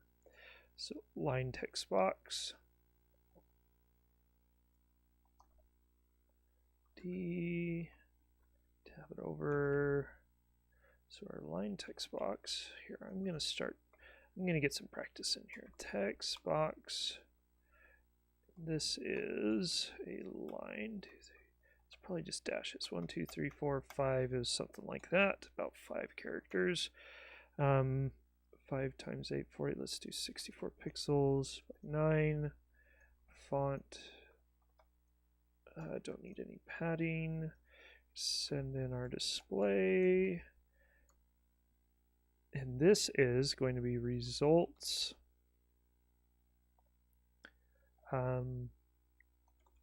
Text box 9 sprite X position minus 20. It's going to be around there. Results text box 9 sprite Y plus 9. So we're going to drop it just below the last result. And then we're going to be adding this to layer 13, and it will have a shadow. Then this is white, and this is the line text box. Line text box. Okay, got that one. Frame results. Oh, this is the boxes down at the bottom.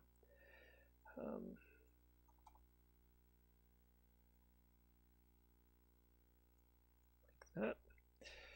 Okay. Let's do the first one first. Or the second one first. Like that. So this is, I think it just said frames. I can't double click that. Frames, like that. We're going to make this 90, let's make it 128.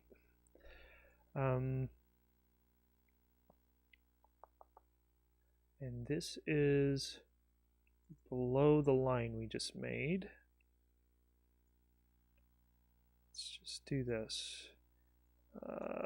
Plus 48, and then plus 9, sure, that is fine.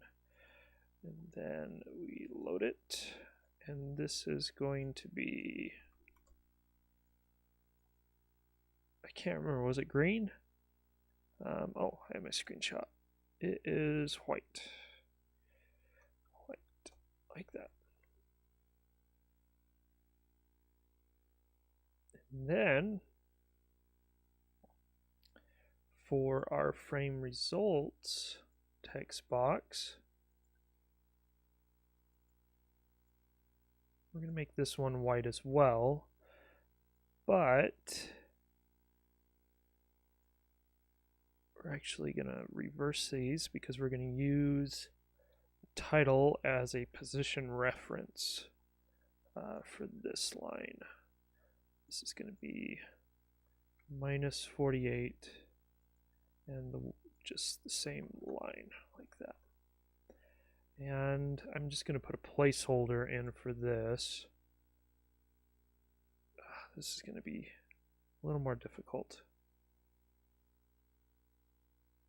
So it's a value. Let's see here. It's doing, yeah, it's just doing average. It's adding those up and then doing an average. Which I think, excuse me, I think it's doing it down here in this code. But we'll get to that here in just a second. I was going to set up all these text boxes and then we'll get to that. We're almost done anyways. And we're coming up on 8 o'clock, so I don't know if we're going to finish this today. We're pretty close to finish, and so what I'll probably do is I'll spend an hour after the stream here, or I guess we can just go until we finish. I do have other work today, but I can push it back a little bit.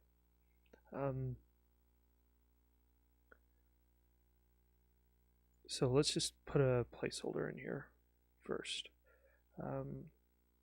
Results, let's just do 10 divided by 10 equals 1. Yeah, that's fine. 128 pixels is fine on that. Okay, so that should, let's go see if that all shows up. See if it's close to where we want it.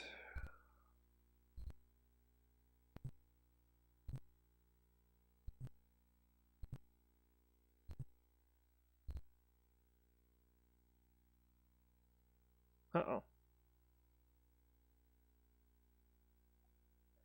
Why aren't you showing up at all? That's strange. Yeah, it's supposed to unhide it down here. That's good. What did I botch up on?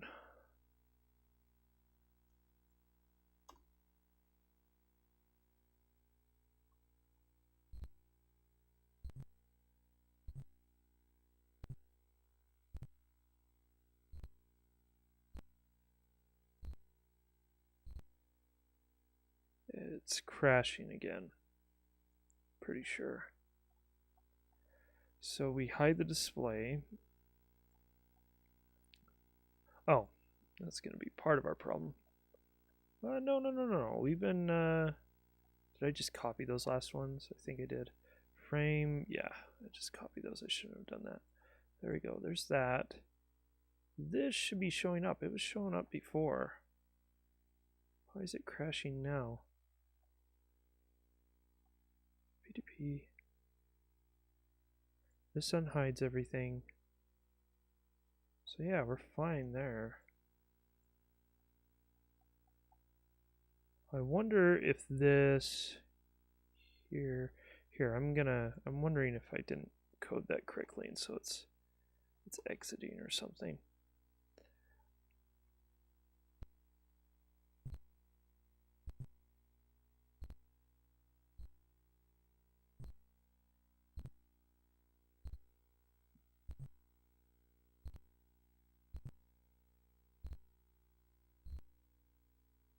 Yeah, it's crashing. Why are you crashing? Let's see your results. Text box for using C for everything. That's good. Let's see here. It's not doubling up on anything, I don't believe. Yeah, it's fine. We got 10 of those, so it's going through all of those. Not a problem.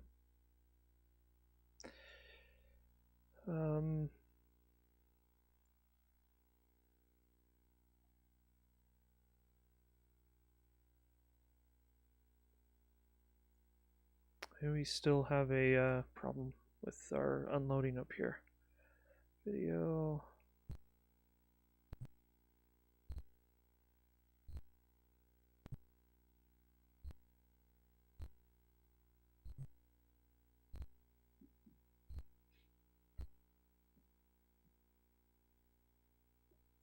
Something's still crashing it. What is going on?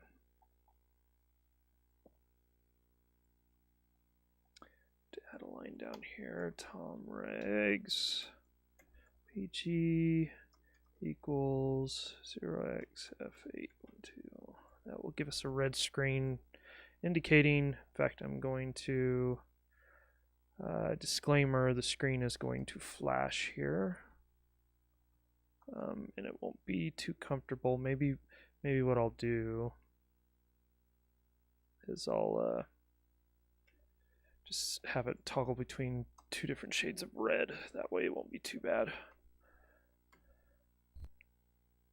If we get there, I think it's crashing still. I just want to make sure it is.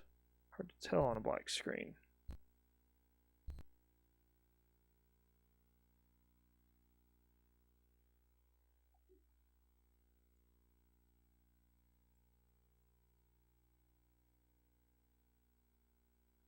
Do I need to? Might need to do this.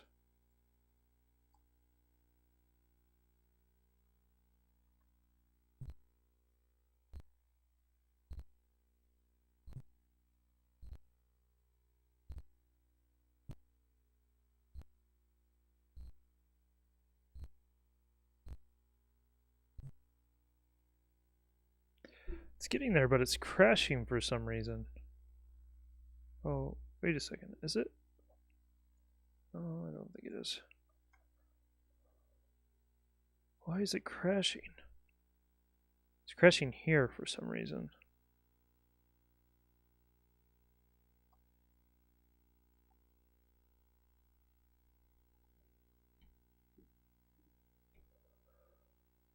I'm not sure why, though.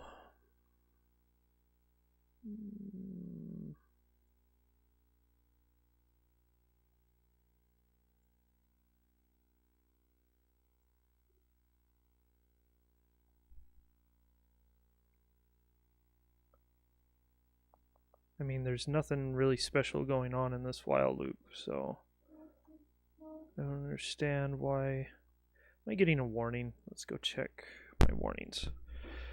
Okay, unused variables, I'm not worried about those, so shouldn't be causing any issues. At least most of them shouldn't be. Results, text box. You know, it may not like oh, this is fine.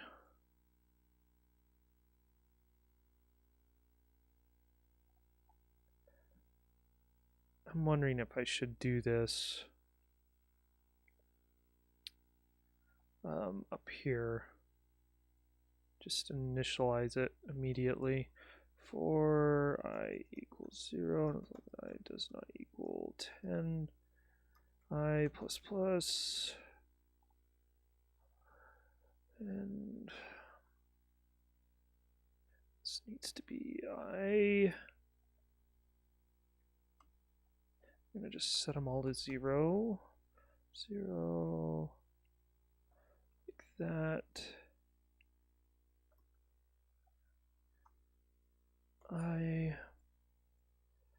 There we go. And then down here we'll update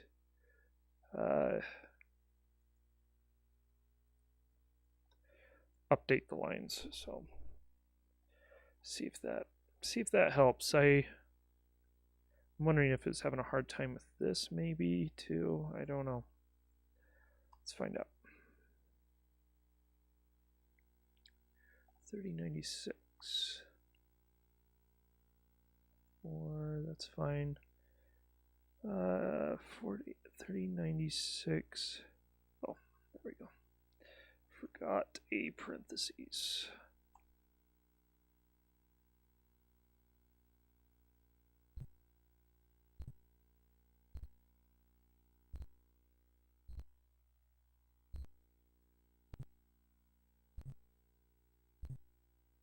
There we go.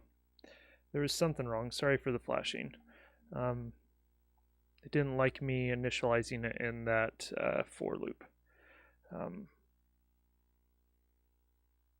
For whatever reason. I'm sure there's a reason for that. I just don't know what it is. There we go. Get rid of those background changes so we don't flash ourselves to death. Okay, let's try this again. Let's make sure everything unloads correctly. I'm going to bring in my other text boxes since I have those built down here. Just make sure this is all working. Video timing. Yeah. Oh, yeah. Getting pretty good at this reflex thing. Ah, crash. Like something. Okay, let's comment that. There's a typo somewhere. All this is pretty basic stuff. It should just be working.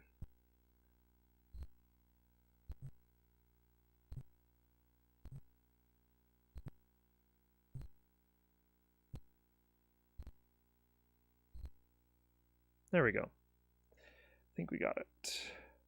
So yeah, there's probably just a typo here. Plus sign. Maybe it doesn't like this. Let's just give it an extra character. I don't know if my text engine handles single characters very well. I honestly don't know. It should, like just thinking about it, but it should. Your reflexes are better than mine. Yeah. Well, and what's nuts is I'm able to do it in an emulator because usually there's a few frames of lag, but it seems to be pretty spot on. So, or maybe the lag is my saving grace. Maybe on real hardware I'd be off by a few frames each time. I don't know. Anyways. Okay. Line text. Yeah, that's fine. Settings font. Am I missing something here? I don't think I am. That looks fine to me. Results. Yeah, that's fine.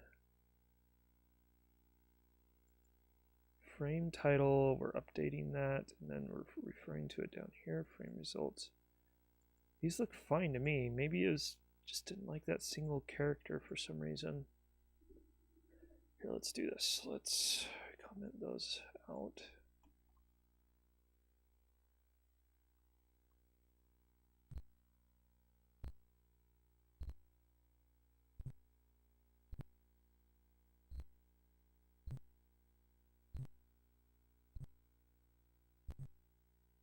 Okay, that's working. Bring in the next one. I'm sure that's the point, especially with upscalers introducing lag. Yeah, and upscalers, you're right, they do have a little bit of lag, and that's kind of what this 240p test suite really is for at the end of the day, is for people using upscalers. I mean, it's for CRTs too, but a lot of these scrolling tests and the video tests are really to see how bad your upscaler is. There we go, there's that one. Let's bring in the next one. Maybe it just didn't like that plus sign being by itself. We'll do a test for that here if these all end up working.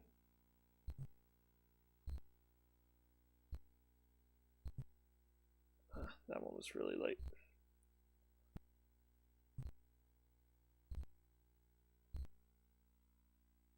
That one's working. Yeah, I think it just didn't like that one character, which means I need to go in and update my text engine to handle single characters. Find out why it isn't doing that. Because just thinking about it, it's like, yeah, it should be able to handle it just fine. Oh, that looks nice, doesn't it? Cool. Yeah, we got that set up the way we wanted. Here, let's do this. I'm going to change the background color when we go into that screen to a nice blue, a matching blue. If I can find it. Tom Regs. Crap. Let's see if I can find it. It's not any of those, pretty sure. There it is. So right here. Yeah, sure. That works. Okay. Oh, we're going to test to see if that plus sign was causing a problem. So this is what I was doing. I was sending in a single character like that. I'm interested to see if it has any. Because I'm pretty sure this was the only thing I changed. Oh my goodness, are we going to get a perfect? Ah, darn it, so close. Yeah, that's what's crashing it. I wonder if I add quotes, double quotes rather than single quotes, if that would fix it. Wonder if it's just a syntax bug in the library.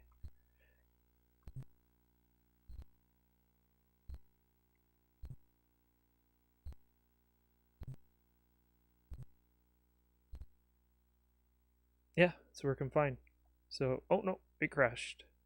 Oh, I hit a button, so maybe, yeah, maybe that's what caused the crash. But just to be safe, I'm going to add just a couple characters in there. But that's good to know. There's a bug in my text engine that doesn't allow for single characters for some reason. That is good to know. Okay, we can bring that in, get rid of this.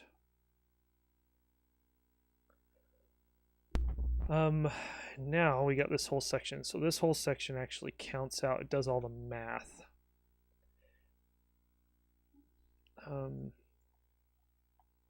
Not worried about this line. And he's dealing with fixed point stuff here. And I don't know what the timing is for a single frame on the Jaguar. It's probably in the Jaguar SDK somewhere. I'm not entirely sure though. Not sure. Okay, what are these? HMV 10 and 18. Not sure what that is. 10 might be how many tests we do. It's possible. Or not. Yeah, I may need to call it quits here. I got to spend some time actually figuring out what he's doing with his math to make sure I get that right. How he's calculating the milliseconds and everything. So, anyways, I'm going to call it a day. I'm going to call it a week for the stream anyways. I'm probably going to continue working on this after breakfast. I am starving, so I'm going to get some food and go throughout the rest of my day. Thanks for joining me. I don't know how exciting this is, but at least we're almost done, right? We can get back to either programming something else a little more interesting. I think what I'm going to do for after I get this 240p, this may be our last episode with the 240p test suite, even if I don't get this finished anytime soon. I want to move over to recoding a demo that I did for Portland Retro Gaming Expo back in I think it was 2015 or 2016. I was very new to coding in general and had no idea what I was doing on the Jag. And so it's a miracle that that demo was even working. In fact, it probably crashes after a certain amount of time, but or maybe not. Maybe I'm not giving myself enough credit. I don't know. We'll take a look. That's what we'll do in the next couple weeks. Next week will be games, and I think we're going to do some more Atari ST stuff, and we're going to do Last Strike at least. That's what I know for sure. And I may mix another game. Maybe we'll do another Baldi's episode or something like that. We'll see. But yeah, thanks again for watching. Like, subscribe, sign up for that newsletter. Links are in the description. Matt Smith, thanks for joining me. Anybody else who was on stream but was lurking, thanks for joining me. We'll see you next week. Bye.